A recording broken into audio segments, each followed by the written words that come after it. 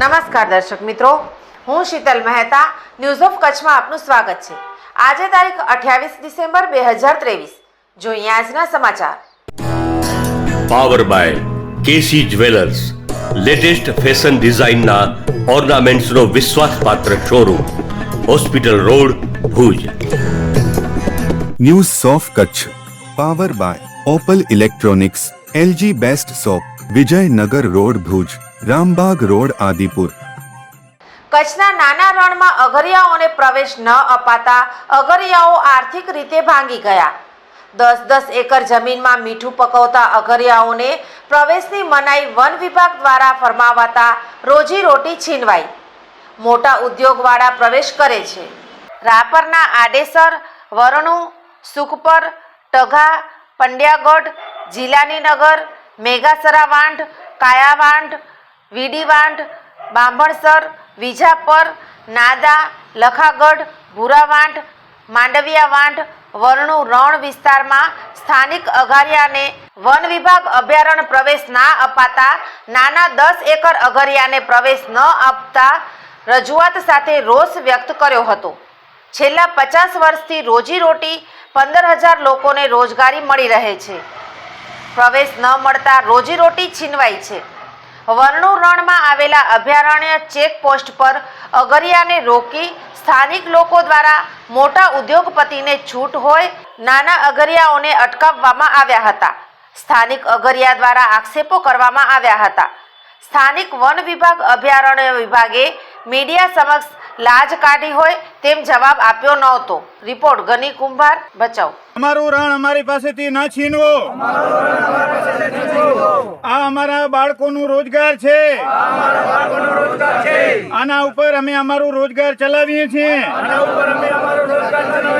અમને રોજગાર આપો, રોજગાર આપો। અમે કચ્છમાં કાચું સોનું બનાવીએ છીએ।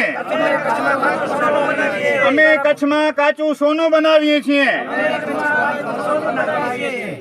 મારું નામ રમજાનભાઈ અબ્દુલભાઈ ભટ્ટી છે અને હું બાજુમાં ટગા ગામનો રહેવાસી છું અને બાપ દાદાના વખતથી આ રણનું કામ ચાલુ છે અને હાલના સમયમાં વર્તમાન સમયમાં એ રણનું કામ બંધ કરવામાં આવ્યું છે। હવે અત્યારે અમે જે જગ્યા ઉપર ઊભા છીએ એ એક રણનું 0 પોઈન્ટ ઉપર ઊભેલા છીએ અને 0 પોઈન્ટ ઉપર આવી અને અગરિયાઓ અમે બધા એકત્ર થયેલા છીએ। અમારે એકત્ર થવા પાછળનું મુખ્ય કારણ એ છે કે શરૂઆતથી જ જો હું વાત કરું તો જે સમયની અંદર આજથી 50 વર્ષ પહેલાં જે અમારા વડવાઓ હતા એ બળદથી પાણી ખેંચી અને મજૂરી કરી અને એ પાણીને બારે કાઢી અને મીઠું પકવતા હતા। હવે અત્યારે અમારામાં પરિવર્તન માત્ર એટલું જ છે કે અત્યારે અમને સરકારે સબસિડી આપી અને સોલાર પ્લેન્ટ આપેલી છે। એ સોલાર પ્લેટથી અમે પાણી બહાર કાઢી અને મીઠું પકવતા હતા। અમારી પાસે આટલી જ ટેકનોલોજી આવેલી છે। બાકીનું જે મેન્યુઅલી કામ હતું, જે પરિસ્થિતિ અમારા બાપ દાદાના વખતથી થતું હતું એના એ કામ અત્યારે અમે કરી રહ્યા છીએ।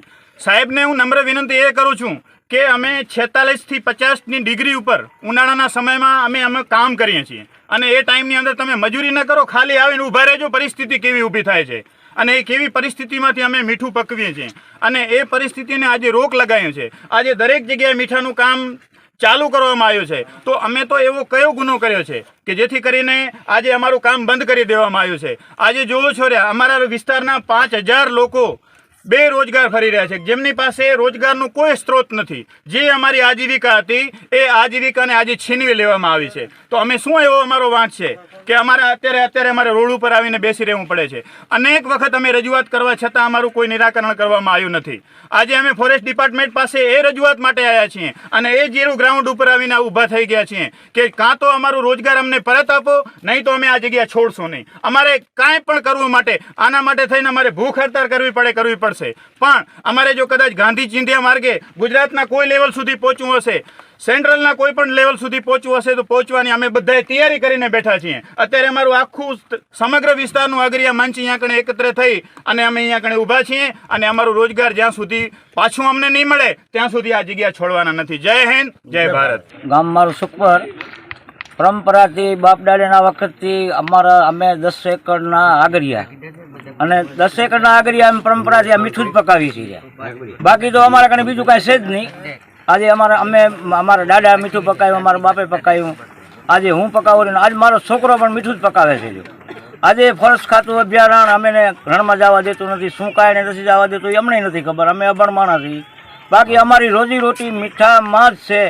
અને આજે એમાંનો સુખપાર, વેણું, ટગાગઢ, ગીલાણી વાંટ આ બધાએ પણ અટાણે બધા ઘરે બેઠા છે. કોઈને આજની તારીખમાં કઈ રીતે જીવન જીવી રહેશે એ અમારું મન જાણે છે. બાકી આનું કાંક કરો અને અમારું રણ ચાલુ કરાવો. જય હિન્દ, જય ભારત. ભારતીય અંક જ્યોતિષ શાસ્ત્રના પ્રણેતા, ભારતના 8 વડાપ્રધાનોની આગાહી કરનાર જ્યોતિષી શંકર ગોર ઇન્દિરા ગાંધીના વિજય અને અપમૃત્યુની સચોટ આગાહી કરી, રાજીવ ગાંધીના પરાજય અને તેમના અપમૃત્યુની પણ સચોટ આગાહી કરી, અટલ બિહારી વાજપેયીના રાજીનામાની સચોટ આગાહી કરી, હાલના ભારતના વડાપ્રધાન નરેન્દ્ર મોદીની જીતની પણ સચોટ આગાહી કરી. વર્ષ 2012માં પણ નરેન્દ્ર મોદી માટે આગાહી કરી છે કે મોદીજી જીતની હેટ્રિક કરશે અને 2024માં પણ ચૂંટણી જીતશે. જ્યોતિષી શંકર ગોરની મંત્રજાપ, ગુરુના નંગ વગર સાચી સલાહ અને સચોટ ઉપાયથી 20,000થી વધુ લોકોને ફાયદો થયો. ઘર બેઠા સલાહ મેળવો. Mobile number 9909602928. ટીના હાઉસ, છઠ્ઠી બારી ring road, Bhanji street, Bhuj, Kutch. Lonavala hill station मध्य श्री कच्छी जैन गुर्जर समाज माटुंगा पाखाड़ी ट्रस्ट द्वारा संचालित नानालाल स्वरूपचंद खंडोर सेनेटोरियम, ज्યાં છે પ્રદૂષણ મુક્ત વાતાવરણ, નૈસર્ગિક શાંતિ.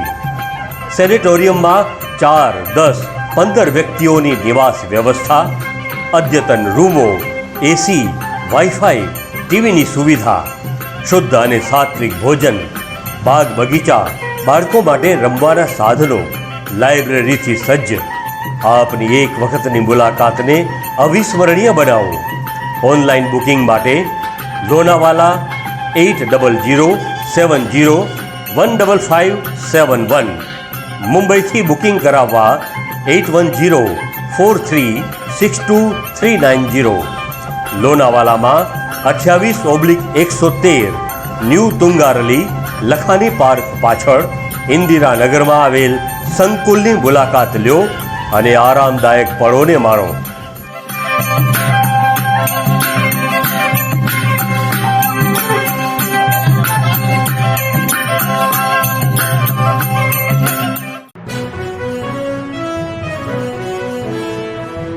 દર્શક મિત્રો, આ હતા આજના સમાચાર. આવતીકાલે ફરી મળીશું. ત્યાં સુધી મને રજા આપશો. નમસ્કાર.